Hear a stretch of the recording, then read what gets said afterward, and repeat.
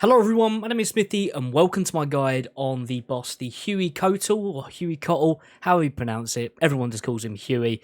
We're going to be going through gear setups, we're going to be going through the mechanics and pretty much the best method on how to do the boss with tile markers provided as well. So first up, you're going to want to go with your best in slot melee setup. Don't get put off by what I'm equipped with, but you're going to want a crush weapon. I've got my Zami Hasta on pound, which I find works quite well. I then also have a switch to the Blood Moon set for the Tau phase. I bring a Void Waker for my specs at the start. When we actually go out to fight Huey, you don't necessarily need that. Maybe a defense reducing weapon would be decent as well. Then I've also got a super combat for potting up.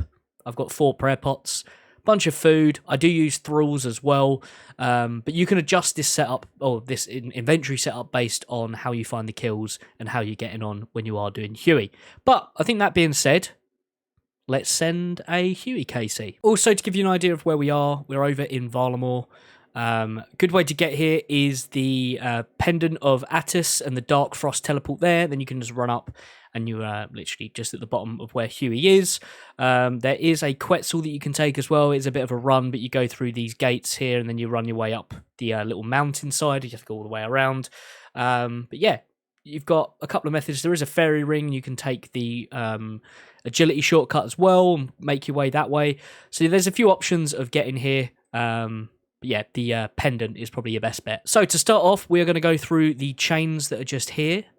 And we'll start by bashing these body kind of like little cave system things. There's 1, 2, 3, 4, 5. 5 of them that you need to take out. But when you're doing it, you need to watch out for these little lightning things. Now, there are going to be some like dart things falling from the sky, and they're color coded based on, you know, the attack style you need to pray against. Blue being mage, green being range, red being melee. There's another range one. Step away. And then keep bashing them. I'm doing this as a duo at the moment. You can do it in mass worlds, you can do it solos, but duos you get a better chance of actually getting some drops. So there we go. There's the first one down. These lightning circles spawn kind of nicely there. I could jump straight on. It is nice to have piety on as well, but just keep in mind it is going to drain your prayer of that a little bit more. Hence why I always bring 4. You can normally get about 2 KC out of well, at least for me, 2 KC out of that many prayer pots. Food wise, with this method, you're not going to use much food, but it's always nice to have some panic food. And like I said, you can adjust your inventory setup pretty much on the fly, KC to KC, based on how you're getting on and how well you're adjusting to the mechanics. You will take some, even though if you are praying correctly, you will take a little bit of chip damage because, you know, it's RuneScape. They love a bit of chip damage, don't they? But this should be this one done. And on to the next one. And then once we've done this, this Tau here will move, and then we'll run up the hill to actually go and fight Huey. But yeah, we should get this down pretty quick. I say that. And mage come in. And come on. Nice. Right, now let's pot up. I probably should have done that at the start. But anyway, let's switch to our spec weapon. Turn on our spec. And as we're running up, you can turn off your prayers. And it's going to be same again. Stuff falling from the sky. Same old, same old. But you want to hit Huey with your specs. And just watch out for the lightnings on the floor as well. Switch back to whatever your crush weapon is. And away we go. Now, I always like to camp on the right-hand side at the start because when this gets to 50%, that's when the Tau phase is going to kick in. Pretty much, the rule of thumb is when you've got the Taus going off is hug this home tile, which I will show during the fight. But there's only 5 tiles you really need. I will share the tile markers as well, so you can import them into your own RuneLite. I normally put them over my Discord because they normally go a bit funky when you put them in the description of videos. So yeah, link to my Discord and where you can find them will be in the description, don't worry. So if you need them, they'll be there. But we're getting down now, 69%. There's a nice hit. And when we do get onto the Tau phase, we will switch over to our Blood Moon outfit. Summon Thralls as well. That would help. It's where I'm talking. But anyway, I didn't switch my prayer there, but you can see you don't really take much damage even if you are praying incorrectly.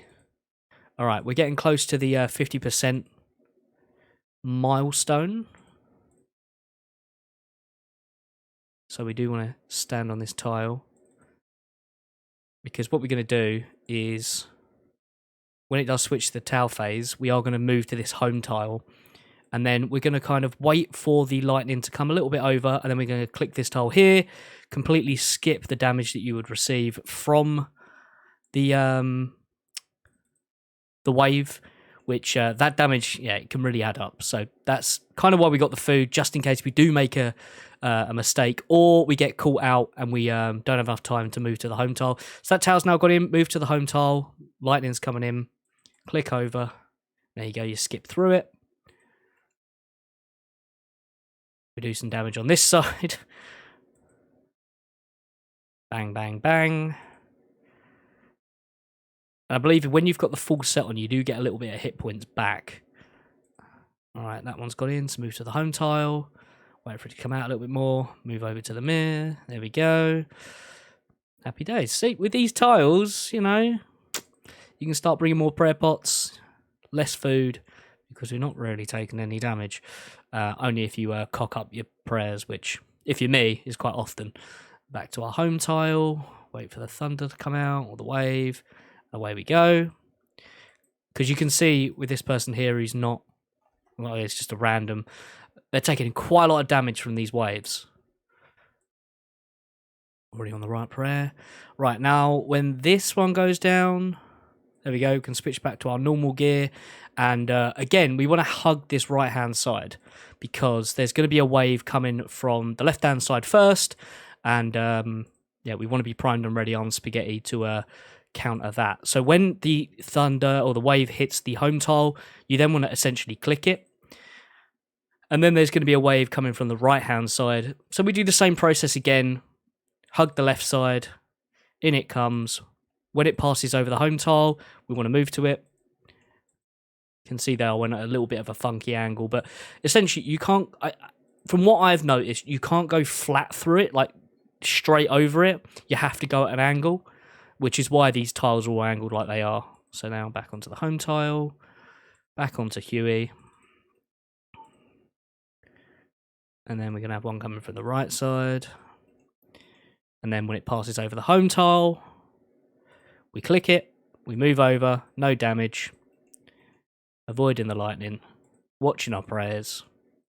And this is pretty much it for the rest of the kill. It's really not that difficult of a boss once you actually get the mechanics down and the timings down and everything like that. Like anything in the game, you know, this isn't a very difficult boss in the kind of grand scheme of things. If you were to look at the old PVM ladder, it's not very high up on the rungs, I guess. There we go, it's on the home tile, switch our prayer.